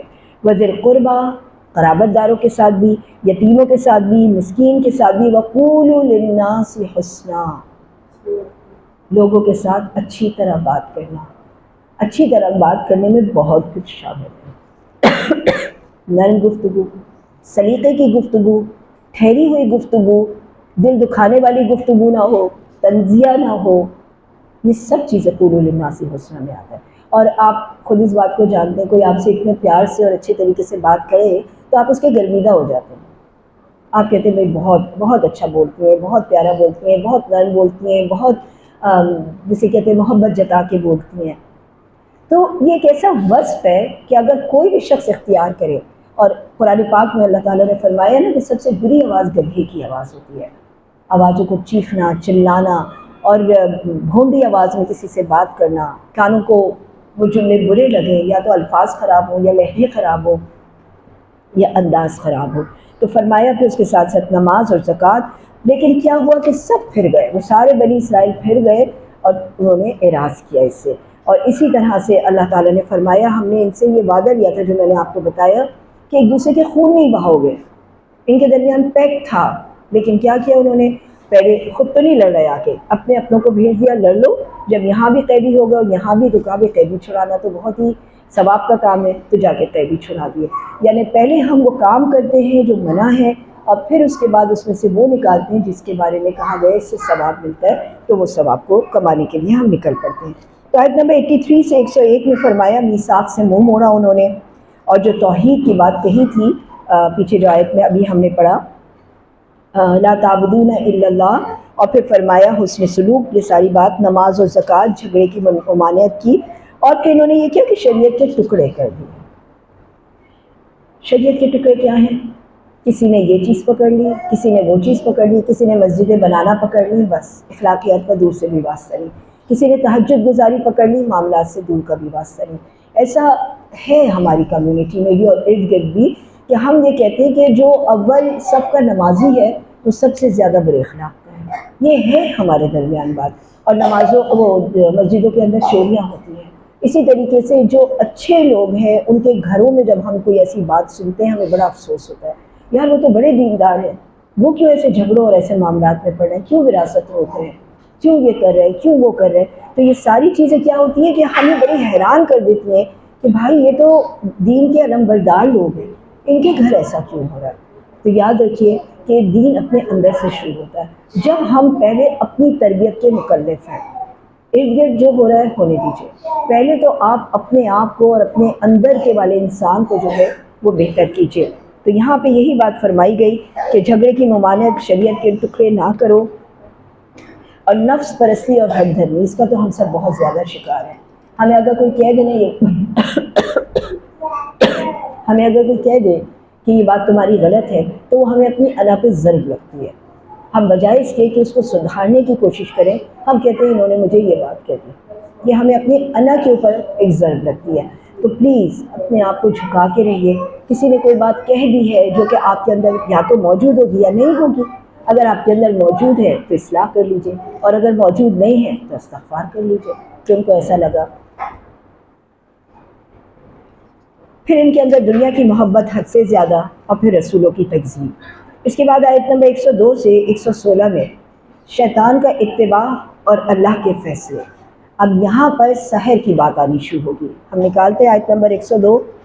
اللہ سبحانہ و تعالیٰ نے یہ بات بتائی کہ ان کے اخلاق کی گراوٹ، ایکسٹرا میرٹل افیئرز۔ آج ہمارے معاشرے میں یہ چیز عام ہے، ریلیشن شپ میں رہنا عام چیز ہے۔ یہ میری بیوی ہے اور اس کے ساتھ میں ریلیشن میں ہوں، یہ میرا ہسبینڈ ہے، فلاں کے ساتھ میں ریلیشن میں ہوں۔ ایکسٹرا میرٹل افیئرز یہ آج ہمارے معاشرے میں عام ہو گئے ہیں کہ وہ تو بیوی ہے، وہ تو گھر میں ہے، لیکن جہاں میں جا رہا ہوں، جہاں میں کر رہا ہوں، وہاں پہ کیا اور تقاضے ہیں، تو لہٰذا وہ شادی تو نہیں کرتے۔ اچھا، اور مزے کی بات یہ کہ زیادہ بہتر یہ تھا کہ خواتین اجازت دے دیں، شادی کر لیجئے، گناہ سے تو بہتر ہے نا کہ آپ شادی کر لیجئے۔ لیکن وہ اپنے اوپر سوکن کو لانا تو پسند نہیں کرتی، لیکن اپنے شوہر کو غلط کام کے لیے کھلی چھٹی دے دیتی ہیں۔ وہ جہاں بھی گیا لوٹ کے میرے پاس ہی آیا، ایک یہی بات اچھی ہے میرے ہٹ جائے کی، بس اسی کے اوپر رہتے کہ جو بھی کرے، جہاں بھی منہ مارے، ہے تو میرا شوہر نا، لیگلی تو میرا شوہر ہے نا۔ تو اس سے تو بہت بہتر ہے کہ اگر اس کے اندر ایسی ارج ہے اور وہ کرنا چاہتے ہیں اسے کرنے دیں، بجائے اس کے کہ اسے گناہ میں مبتلا کریں۔ بنی اسرائیل کے اندر انہوں نے ملک سلیمان میں جادو سکھانا شروع کیا، اور یہ اس زمانے کا ٹرینڈ تھا۔ اس کو مانا جاتا تھا صحیح پہلوان یا صحیح مین کہ جو کسی کی بیوی کو اپنے اوپر عاشق کر لے۔ ایک چیز ہے میں کبھی دیکھتی ہوں جو ہم نے اپنے جوانی سے اور اب تک بدلتے دیکھی، کہ پہلے ہمارے زمانے میں شادی کے بعد اگر کسی کو پتہ چل جاتا تھا سسرال میں یا شوہر کو کہ اس کے کوئی ایک آدھ دوست رہ چکے ہیں، ایسے چھپایا جاتا تھا اس راز کو کہ پتہ نہ چلے۔ تو اگر کئی خط وط لکھے گئے وہ بھی پھاڑ دیے گئے، نشانیاں مٹا دی گئی، سب کیا کہ پتہ نہ چلے۔ مگر اب تو بہت فخر سے بتایا جاتا ہے کہ ہاں میرے پیچھے تو 10 لوگ تھے، میرے پیچھے تو 10 مرد تھے، یہ اور وہ کہتے ہیں میرے پیچھے تو 10 خواتین تھیں۔ یعنی گویا یہ ایک ہمارے اعزاز ہو گئے کہ ہمارے پیچھے تو اتنے لوگ پاگل تھے، یا اتنے لوگ ہمارے ایکس رہ چکے ہیں، یا اتنی خواتین ہماری ایکس رہ چکی ہیں۔ یہ آج یونیورسٹی کا ایک بالکل عام سا کلچر بنا ہوا ہے۔ تو یہی وہ چیز ہے جس کے بارے میں یہاں پہ فرمایا گیا کہ ہاروت اور ماروت کو بھیجا گیا وہاں فرشتوں کو، اور وہ سب کو یہ بات بتاتے کہ یہ فتنہ ہے، مت سیکھو لیکن وہ کہتے تھے کہ ہم اس کام کے لیے نہیں سیکھ رہے، ہم اپنی بیویوں کی حفاظت کے لیے سیکھ رہے ہیں، لیکن کرتے وہی تھے۔ آگے فرمایا شیطان کا اتباع اور اللہ کے فیصلے۔ سحر کے بارے میں بات ہو گئی، اس کے بعد ناسخ و منسوخ۔ حضرت عمر رضی اللہ تعالیٰ عنہ نے فرمایا، ایک دفعہ ایک شخص ممبر پہ تھا، آپ نے دیکھا اور پوچھا کیا تمہیں ناسخ و منسوخ کا پتہ ہے؟ اس نے کہا نہیں۔ اس نے کہا تم بھی مارے جاؤ گے اور امت کو بھی مارو گے۔ ناسخ و منسوخ کے بارے میں جانے بغیر قرآن کی تفسیر کرنا بہت بڑی ایک غلطی ہے، کیونکہ قرآن میں عام طور پہ نہیں لکھا ہوتا نا کہ آیت منسوخ ہے، جو میں نے پہلے آپ کو بتا دی جو روزے کی ہیں، اور 5 آیتیں منسوخ ہیں اس میں۔ تو جو یہ آیتیں منسوخ ہے اس کے بارے میں جانے بغیر اگر ہم نے اس کو ایکسپلین کر دیا کہ یہ اللہ کا حکم ہے تو ہم نے قرآن کی غلط ایکسپلینیشن کی۔ جی میرے پاس نوٹ ڈاؤن ہے، میں آپ کو بتا دیتی ہوں۔ ناسخ اور منسوخ کے اوپر وہ شک بھی کرتے تھے، تو یہ کہتے تھے اگر اللہ کا کلام ہے یہ، تو اللہ کے کلام میں یہ ناسخ و منسوخ کیا ہوتا ہے؟ اللہ کو پتہ نہیں تھا کہ کون سی چیز صحیح ہے اور کون سی چیز غلط ہے؟ تو جب تک آپ لوگ اس چیز کو نہیں سمجھیں گے کہ در حقیقت اللہ تعالیٰ کے بارے میں ہم کوئی بھی بات نہیں کہہ سکتے اس نے کون سی بات کہاں اتاری اور کب اسے واپس لے لیا اور کیوں لے لیا، وہ کیوں قبلہ موڑ لیا، وہ کیوں وہاں پہ نمازیں پڑھائیں، اللہ کی حکمت تک ہم نہیں پہنچ سکتے۔ آپ اس بات کو یوں بھی سمجھ سکتے کہ اگر میرے گھر میں 2 انجینئرز ہیں، ایک اپنا پورا ٹینور پورا کر کے، ایک یوں کہہ لیجیے کہ تجربے کار، اور ایک نیا، میں تجربے کار کی سنوں گی، لیکن بعض اوقات یہ بھی ہوتا ہے کہ نئے آدمی نے زیادہ صحیح بات کہہ دی۔ بہرحال ٹھیک ہے، دونوں میں ڈگری ہولڈر ہیں، لیکن اگر کوئی ایک ایسا شخص جو پڑھا لکھا نہیں ہے وہ آ کے یہ بات کہے کہ یہ چیز یوں ہے تو میں نہیں سنوں گی، لیکن پھر بھی میں کہوں گی اس کا تجربہ ہے بھئی، الیکٹریشین ہے، اس نے اتنے ہزاروں تار جوڑے، شاید یہ ٹھیک کہہ رہا ہو، تو کمپیریزن بنتا ہے ایک سینئر میں، ایک جونیئر میں اور ایک بے پڑھے لکھے میں، یا ڈاکٹر ہے۔ اگر گھر کی ماسی بھی کوئی ٹوٹکا بتا دیتی ہے تو ہم یہ نہیں کہتے اپنی میڈیسن کی ڈگری بتاؤ، وہ اپنی تجربے کی بنیاد پہ بتا رہی ہے۔ کوئی کمپیریزن ہے اللہ اور بندے کا کہ ہم انگلی اٹھا کے یہ بات کہیں کہ اللہ یہ بات کیوں کہہ رہا ہے؟ کوئی کمپیریزن ہی نہیں ہے۔ ہمارے پاس اس کے علاوہ کوئی چارہ نہیں ہے کہ ہم وہ بات منو ان مان لیں، کیونکہ ہمارا کوئی کمپیریزن اللہ تعالیٰ کے ساتھ نہیں بنتا، کوئی مطلب ہے ہی نہیں ایک دور دور تک کہ ہم کہیں کہ شاید ہماری بات صحیح ہو، شاید اس کی بات صحیح ہو۔ جو اللہ نے کہہ دیا اللہ کی بات بالکل جامع اور بالکل درست ہے۔ پھر اس کے بعد ان کے اندر جو خرابی پیدا ہوئی، ناسخ و منسوخ پہ شک کرنے لگے جیسے آج کیے جاتے ہیں، حسد کا شکار ہوئے، اور مسجدوں میں خرابی کا۔ مسجدوں میں خرابی کا شکار یہ ہے کہ مسجدیں جس کام کے لیے استعمال ہونی چاہیے اس کے علاوہ اور پرپز میں استعمال ہونے لگیں، یا جن پرپز میں استعمال ہونی چاہیے ان میں نہ ہوں۔ جب تک ہماری خلافت رہی، ہماری مسجد صرف مسجد نہیں ہوتی تھی، ہماری پوری پارلیمنٹ ہوتی تھی، وہیں پہ بیٹھ کے فیصلے ہوتے تھے، وہی عدالتیں تھیں، وہیں پر سارے فیصلے ہوتے تھے اور وہیں سے سارے قوانین تیار ہوتے تھے۔ آج ہم نے مسجد کو 5 وقت تالا کھولنا اور تالا بند کرنا کر لیا ہے۔ اگر کوئی اور اس کے علاوہ وہاں بیٹھنا بھی جائے تو کہہ دیتے نہیں، مسجد میں نہیں بیٹھا جائے گا۔ مسجد میں سیاسی گفتگو کرنا بالکل الاؤ ہے کہ آپ مطلب یہ نہیں ہے کہ آپ بیٹھ کے وہاں پہ نون لیگ اور عمران خان کو ڈسکس کرنے ہو، لیکن وہ اگر کوئی بڑے آ کے بیٹھتے ہیں اور کوئی کمیٹی قائم کرتے ہیں وہاں بیٹھ رہے ہیں، بالکل ٹھیک ہے۔ تو مسجد ایک ادارہ ہوتا تھا، وہ یونیورسٹی ہوتی تھی۔ آج ماشاءاللہ کراچی میں کچھ مسجدیں ایسی ہیں جو یونیورسٹی کی حد تک بڑی ہیں، اور وہاں کیا ہوتا ہے صرف نماز۔ تو یونیورسٹی کیوں نہیں ہے وہ؟ ہمیں اس کے لیے اسکول کالج کا الگ بلڈنگ بنانے کی کیا ضرورت ہے؟ میڈیکل کالج کیوں نہیں ہو سکتا؟ اتنی بڑی ہے، اتنی بڑی ہے، وہ پارلیمنٹ ہاؤس کیوں نہیں ہو سکتا؟ ہو سکتا ہے بالکل۔ تو لہٰذا مسجدوں میں خرابی سے یہ بھی مراد ہے، اور مسجدوں میں خرابی سے یہ بھی مراد ہے کہ ہماری زندگیوں میں کاروبار اور ایکٹیویٹی ایسے ٹائم پہ ڈال دی گئی ہے، اس طرح سے مرج کر دی گئی ہے کہ ہماری نمازی مسجدوں میں کام ہوگا۔ ایک بچے کا اسکول 8 بجے لگتا ہے، 7 بجے کیوں نہیں لگ سکتا؟ فجر تو پڑھ لے گا لیکن نہیں لگتا۔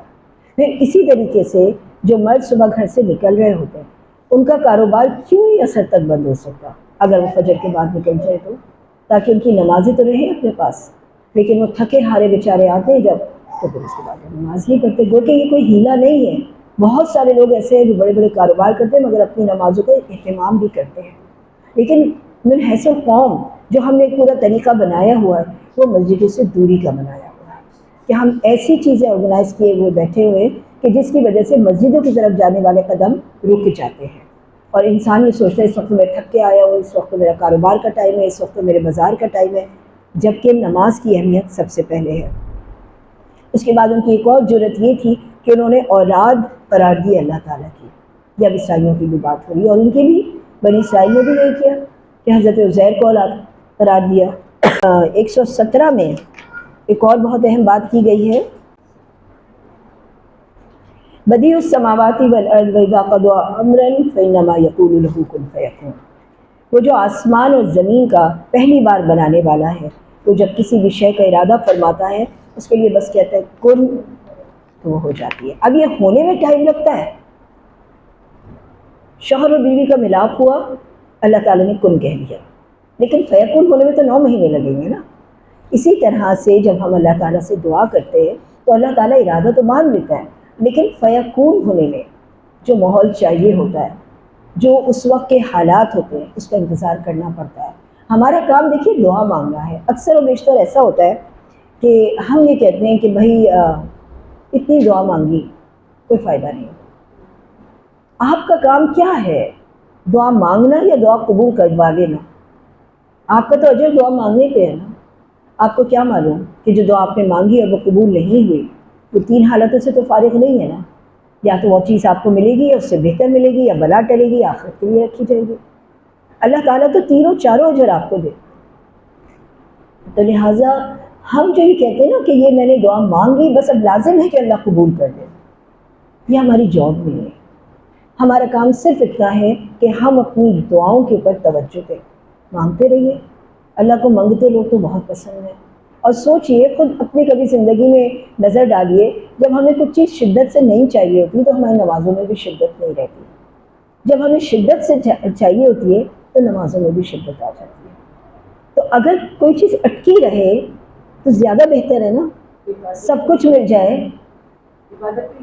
بالکل، اگر سب کچھ مل جائے تو ہم تو سر بھی نہ جھکائیں، بس فرض کی طرح ادا کریں اور آ جائیں۔ جو دل لگتا ہے وہ تو اسی وقت لگتا ہے جب آپ کو نہیں مل رہا ہوتا، اور اللہ کو بہت پسند ہے اپنی بندی کا یا بندے کا گڑ گڑانا، بار بار جڑنا، بار بار آنا، بار بار رگڑنا اپنے آپ کو، آنسو بہانا، ہاتھ اٹھانا۔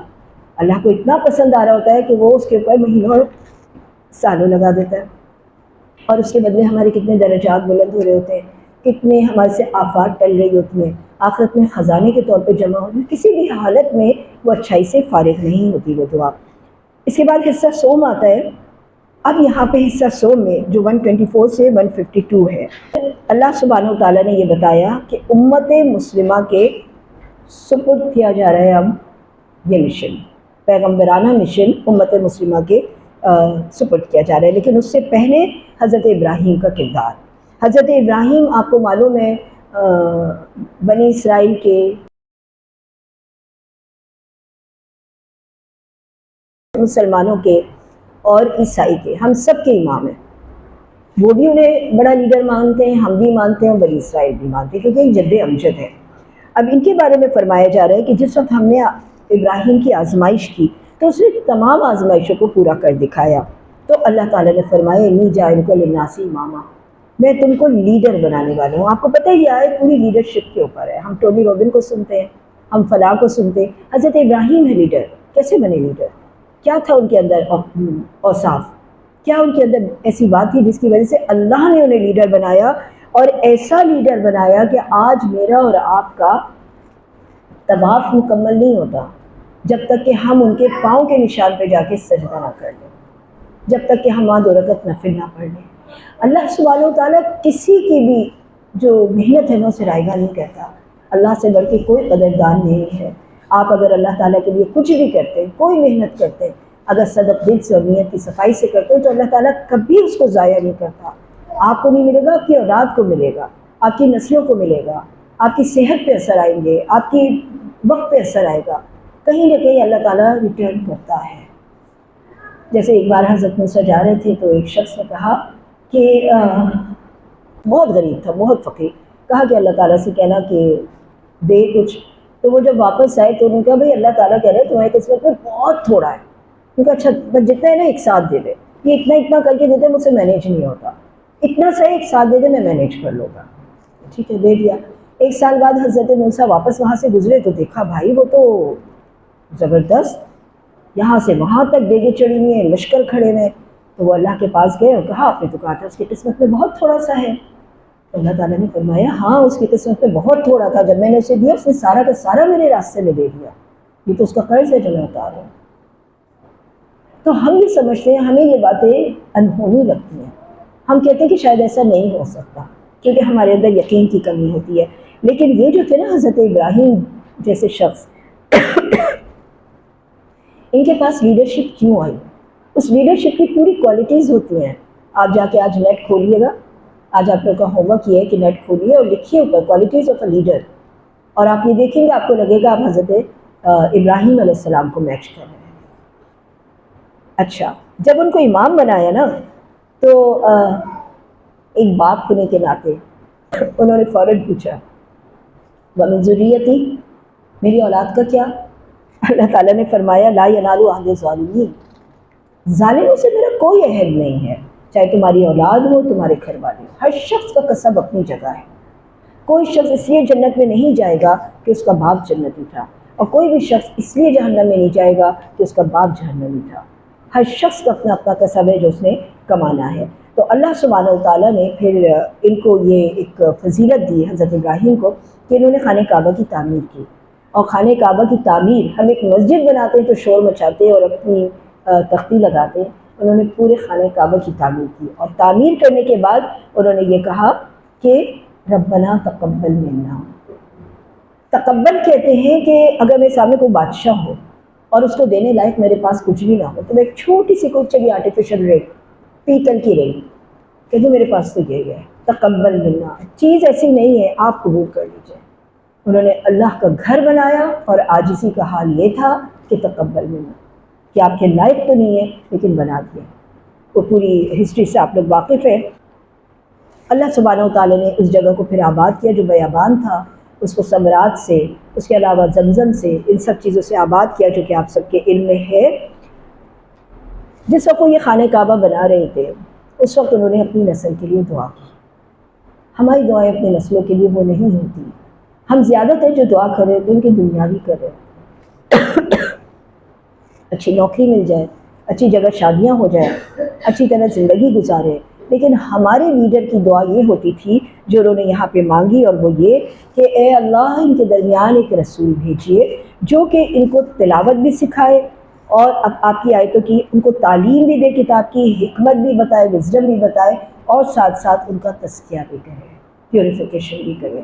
تو ہمیں یہاں سے یہ بات بھی پتہ چل گئی کہ قرآن کی آیات ان 4 کاموں کے لیے ہوتی ہیں. سیکھا جائے, سمجھا جائے, اس سے وزڈم نکالی جائے اور اس سے اپنا تزکیہ کیا جائے. فرمایا کوئی بیوقوفی ہوگا جو حضرت ابراہیم کے اس طریقے سے منہ موڑے گا, اور ہم نے اسے چن لیا دنیا میں اور آخرت میں, وہ صالحین میں سے تھا. اور جب اس کے رب نے اس سے کہا فرما بردار ہو جاؤ, اس نے کہا میں ہو گیا فرما بردار, no why no if and but, بس میں ہو گیا فرما بردار. اسی بات کی وصیت کی ابراہیم نے اپنے بیٹے کو اور یعقوب نے بھی کہ ان اللہ اصطفیٰ لکم الدین, ہم اپنے بچوں کو نصیحت کریں کہ بچوں تمہارے لیے اللہ تعالیٰ نے دین کو پسند کر لیا, دین اسلام کو, بس تم اس حال میں مرنا کہ تم مسلمان ہو. یہ ہماری وصیتیں ہونی چاہیے کیونکہ ہمارے بڑوں کی یہ وصیتیں تھیں. پھر یہاں پہ یہ بھی فرمایا کہ قل بل ملت ابراہیم حنیفہ, یکسو تھے, کہ یہ کوالٹیز ہے. دیکھیے لیڈرشپ کوالٹی میں کیا ہوتا ہے, آپ یکسو رہے, آپ کو کہاں جانا ہے, کتنا لمبا سفر ہے, بیچ میں سے کیا کیا ہوگا. حنیف ہونا, یکسو ہونا, ٹارگیٹڈ ہونا, فوکسڈ ہونا, یہ ایک لیڈرشپ کی کوالٹی ہوتی ہے. اور اگر آپ کے پاس یہ نہیں ہے, کبھی یہاں مڑ گئے کبھی وہاں مڑ گئے, تو ظاہر سی بات ہے آپ کسی منزل پہ نہیں پہنچیں گے. اور کہا فرمایا کہ کہو میں ایمان لایا اللہ پہ اور جو اتارا گیا میری طرف, اور جو اتارا گیا ابراہیم, اسماعیل, اسحاق اور یعقوب پہ اور ان کی اولادوں پہ اور نبیوں کے اوپر. ہم کسی کے درمیان تفریق نہیں کرتے, یہ مانتے قرآن کی ہیں لیکن ہم ان سب کو نبی اور رسول مانتے. اگر وہ ایسے ہی مان لے آئے جیسے تم ایمان لائے ہو, فقط اہتدوا, تو وہ ہدایت پر ہے. اور اگر وہ منہ موڑ لے تو وہ بہت دور کی گمراہی میں جا کے پڑیں گے, اور اللہ ان سب چیزوں سے پاک ہے. اللہ تعالیٰ نے ان خوب سننے والا اور جاننے والا ہے، اللہ تعالیٰ تمہارے لیے کافی ہو جائے گا۔ اور پھر بہت ہی خوبصورت آیت مجھے بھی بہت پسند ہے، آپ لوگوں کو بھی یقیناً پسند ہوگی، صبغۃ اللہ، اللہ کا رنگ۔ ہمارے معاملات دیکھ کر، ہم کو دیکھ کر، ہماری باتیں سن کے اگر کسی کو اللہ یاد آتا ہے تو اس سے بڑی کامیابی اور کوئی نہیں۔ اور اگر ہماری باتیں سن کے ہم سے مل کے کوئی کانوں کو ہاتھ لگاتا ہے تو اس سے بڑا نقصان ہمارا اور کوئی نہیں۔ صبغۃ اللہ، ومن احسن من اللہ صبغۃ ونحن لہ عابدون، ہم اسی کے لیے عبادت کرنے والے ہیں۔ قل، اے نبی کہہ دیجئے، اتحاجوننا فی اللہ وہو ربنا وربکم، تم اللہ کے بارے میں ہم سے جھگڑتے ہو جو تمہارا بھی رب اور میرا بھی، ولنا اعمالنا ولکم اعمالکم، تمہارے لیے تمہارے اعمال، میرے لیے میرے اعمال، کوئی کسی کے کسب سے قیامت کے دن نہیں اٹھایا جائے گا۔ ونحن لہ مخلصون، ام تقولون، یا تم کہتے ہو کہ ابراہیم، اسماعیل، اسحاق، یعقوب اور یہ یہودی یا نصرانی تھے، تم زیادہ جانتے ہو یا اللہ تعالیٰ؟ جو کوئی اپنے اندر ان شہادتوں کو چھپائے گا، اللہ تعالیٰ غافل نہیں ہے۔ یہ ایک امت تھی جو گزر گئی، جو انہوں نے کمایا ان کے لیے، وَلَكُمْ مَا كَسَبْتُمْ، جو تم کماؤ گے تمہارے لیے، وَلَا تُسْأَلُونَ عَمَّا كَانُوا يَعْمَلُونَ، اور تم سے نہ پوچھا جائے گا جو کچھ کہ وہ عمل کرتے رہے۔ تو یہاں تک ہمارا حصہ سوم ہو گیا۔ اب انشاءاللہ تعالی ہم کل چوتھا حصہ کریں گے کہ جس میں اللہ تعالیٰ نے یہ پوری بات بتا کے اب امت مسلمہ کو کہا کہ تمہارے اندر مطلوبہ اور صاف کیا ہونے چاہیے، انڈیویجولی بھی اور کلیکٹیولی بھی، اور پھر اس کے بعد تم اپنے مقصد تک جانے کے لیے کن ذرائع کا استعمال کرو گے۔ تو انشاءاللہ تعالیٰ کل ہمارا یہ دوسرا پارہ ہوگا۔